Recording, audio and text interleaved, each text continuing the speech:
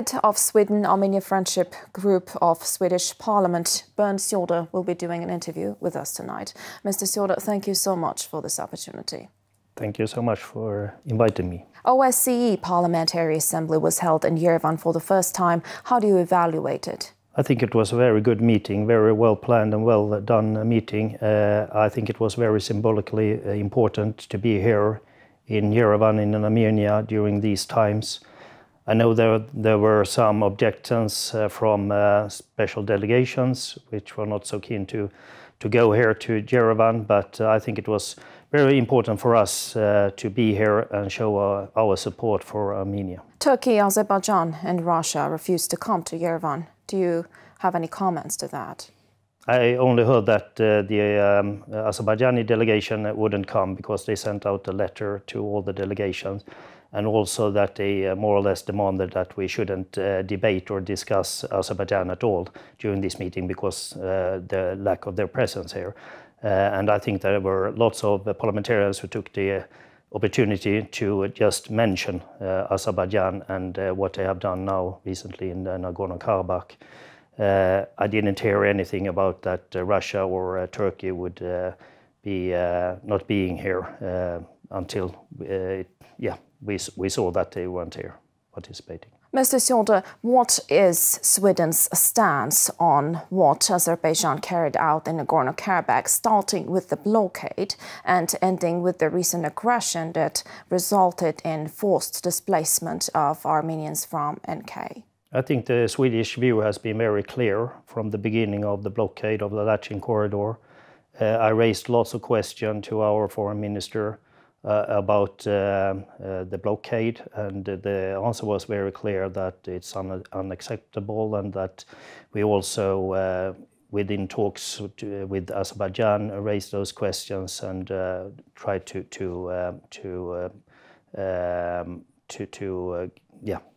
move the blockade.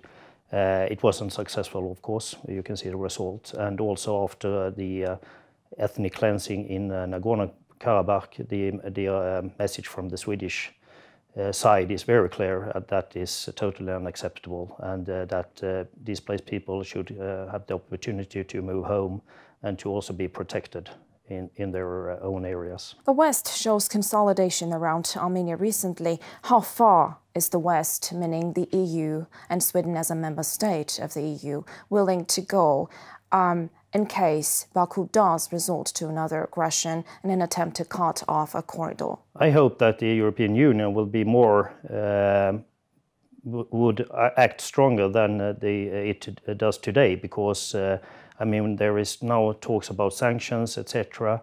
I think it could be hard to get sanctions on Azerbaijan because of lots of states in the European Union is sitting more or less in the knees of Azerbaijan. They have been very smart to involve with other states in the European Union, but I think it's worth a try to raise the questions within the European Union to put sanctions on Azerbaijan if they don't change their politics against Armenia. And from Swedish side, it's very clear that the Eastern Partnership, which involves both Armenia and Azerbaijan, is very important. We have changed our focus when it comes to development aid and etc. from elsewhere in the world to focus more on the Eastern Partnership. So this area is very prioritized by the Swedish government, and I hope that that the Swedish government within the EU will also try to take a stronger hold against what's happening now. But I'm not the one who can give you all the answer of this, but I hope that we will see a stronger and tougher attitude from the European Union against Azerbaijan and what's going on there. I think the rest of the world, not only the European Union, but the whole West world is too silent about what's going on. With what is happening in Ukraine, do you believe that peace and security in South Caucasus is a priority for the EU right now? I hope and I think. I think there is frightness that what's happening now in Ukraine, and that it will develop to be also, bad situations in the rest of the Caucasus area, and it can escalate. You also see what's happening now in the Middle East, and the world is really, moving now, and I think it's very important to stabilize the situation. And what you can see also that the European Union is putting more interest in Armenia, not least France is doing much. I think there is an interest to have a more stable Caucasus area right now. And you can also, behind this, you can see that both Russia and Turkey is acting also to put their interest on the table. So, lots of things are going on, and I think it's very important from EU and from the West to try to stabilize the situation here. While Baku was carrying out ethnic cleansing in Nagorno-Karabakh, if we consider blockade part of this, which it was, because it basically meant weaponizing hunger against ethnic Armenians in NK, the West did not move beyond statements and verdicts that were passed by international courts and was safely ignored by Baku. Do you think that this was a mistake? I'm certain that the blockade was one part of the whole plan, which then resulted in the ethnic cleansing of Nagorno-Karabakh. I'm totally disappointed of how the West reacted, that even if some was saying that there was a red line, and if Azerbaijan was doing a military operation against Nagorno-Karabakh or starting a war, that line would be passed and there would be consequences. We didn't see any consequences. And the reasons behind that, I think, as I mentioned earlier, that there are too many. Azerbaijan has been very smart to engage with other states in the European Union when it comes to trade and when it comes to not least energy resources. So I think there is a hesitation from those states to not dare to act because they don't want to upset us. But I don't know, because for me it's very strange that this can go on in Europe 2023 with not harder reactions from the rest of the community. That's very strange. The EU mission is expanding its presence in Armenia by 70 monitors. France signed a defensive treaty with Armenia. EU is considering providing military aid to Armenia. Is this all that the West has to offer to us at the moment? Well, that's a very good question. But I think like this, that this is small steps taken now. I think it's very important that Armenia, what you have seen, the path Armenia has chosen recently towards West is the right path to go for Armenia. And that means that the West also have to open their arms and open their doors to welcome Armenia into Europe, into the Western family. And by that you have also had to give bilateral security guarantees.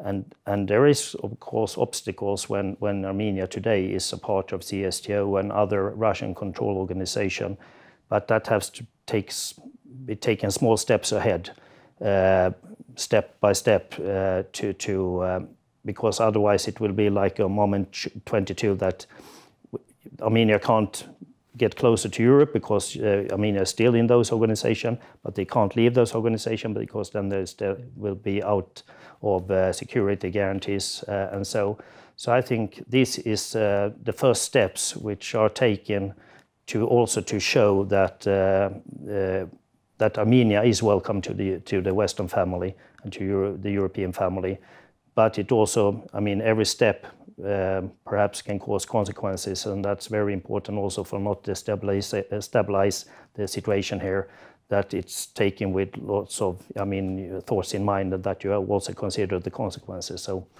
yeah, I think it's the right way to go now, but you can't do anything overnight. Armenia is now trying to shake the hand extended to us by Europe.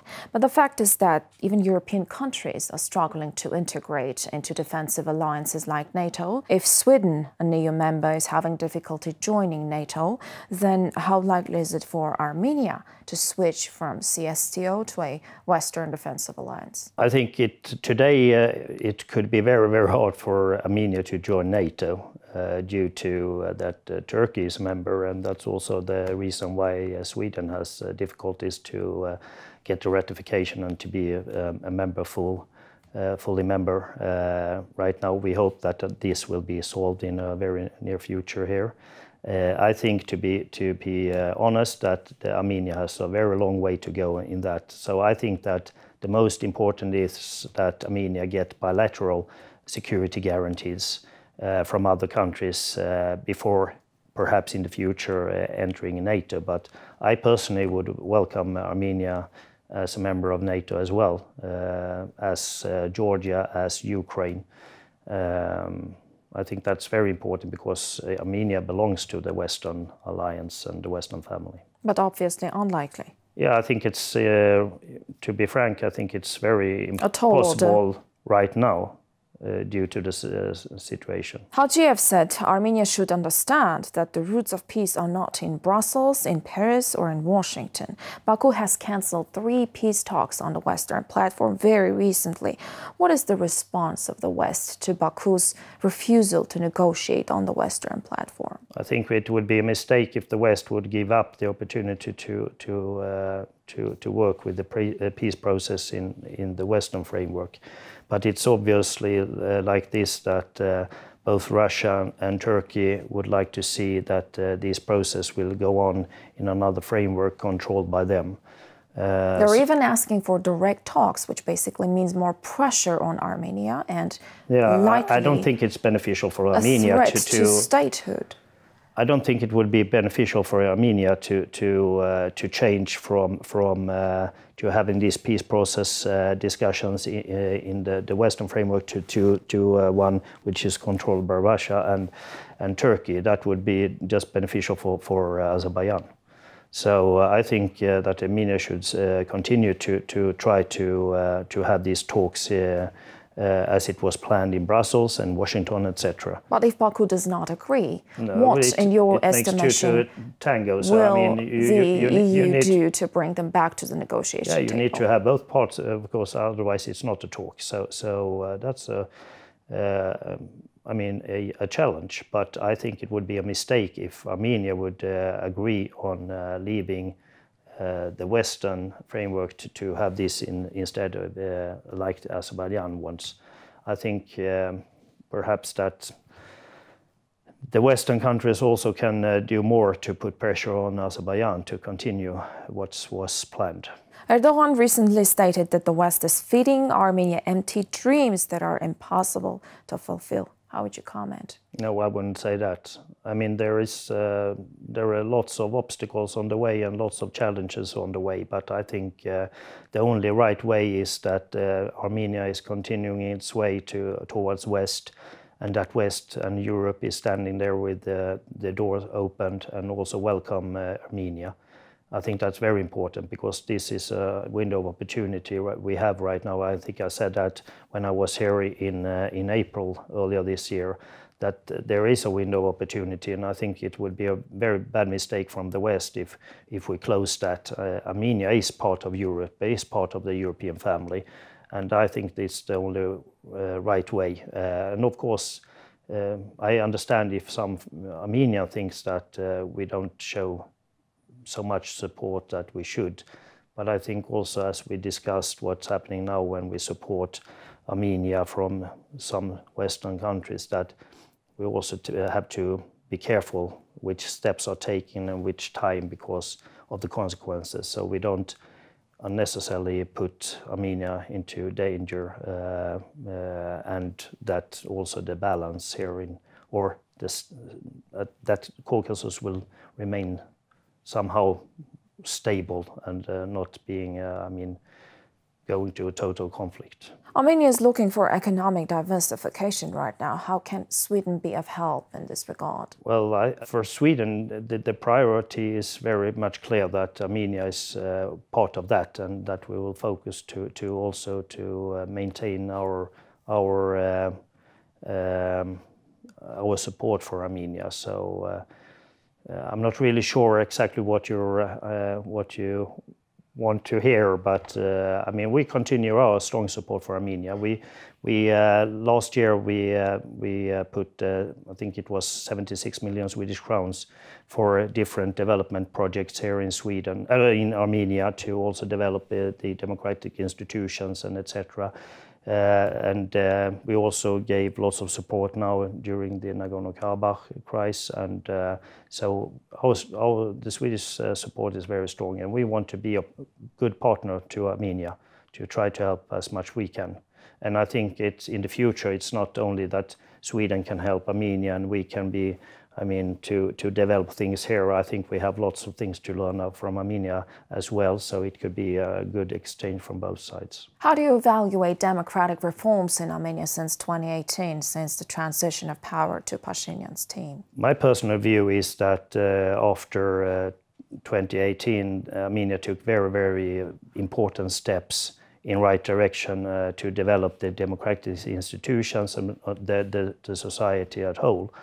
Unfortunately, the war in 2020 was some sort of backlash when it backfired somehow, and which was really sad to see that everything stopped at that moment. But I think it has returned to how it was previously, and that Armenia has continued the right path and with developing the democratic institution, but also fighting corruption, etc., in the society, which is very important. So therefore, I'm very positive to also welcome Armenia to Europe and see that you are part of Europe, and you have done so many changes from how it was in the history. So yeah. What can Armenia do to become an even more valuable partner to Sweden? Well, we have today we can develop the trade, for instance. I think there is a good opportunity to that Armenia can be a good trading partner for Sweden. I think we have lots of, when it comes to IT. There is many things to do as well, which Armenia is in the front line of. Yeah, I think there is lots of opportunities to work further with and also to develop. Thank you for sitting down with the Public TV. Thank you. Head of Sweden-Armenia Friendship Group of Swedish Parliament, Bjorn Syoderi, sat down with the Public TV tonight.